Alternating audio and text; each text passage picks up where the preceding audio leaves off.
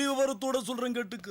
தமிழ்நாட்டுல மொத்தம் 17,222 wine shop இருக்கு. அதுல கார்பரேஷன்ல 6,344, நகராட்சியில 4,322, பேரூராட்சியில 3,118, ஊராட்சியில மட்டும் 844, பஞ்சாயத்துல 615, வார்டு வகையில 108. ஆக மொத்தம் 17,728 ஒயின் ஷாப்ல ஒரு நாளைக்கு குடிக்கிறவனுடைய சராசரி எண்ணிக்கை மட்டும் 50,67,745 பேர்.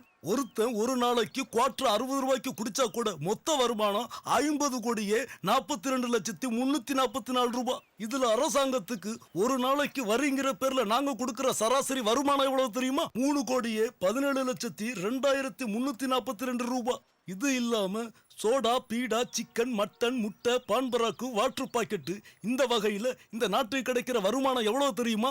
30,44,428 ரூபாய். இப்படி ஓவரா குடிச்சு தலைவலி வந்து பிளாட் ஆகி டாக்டர்கிட்ட ட்ரீட்மெண்ட் எடுக்கிற வகையில இந்த நாட்டுக்கு கிடைக்கிற வருமானம் 1,17,00,000 ரூபாய். இது எல்லாத்தையும் விட உங்க டிபார்ட்மெண்ட்டுக்கு எங்க மூலமா வர்ற மாமூல் பணம் எவ்வளவு தெரியுமா? 52,44,712 ரூபாய்.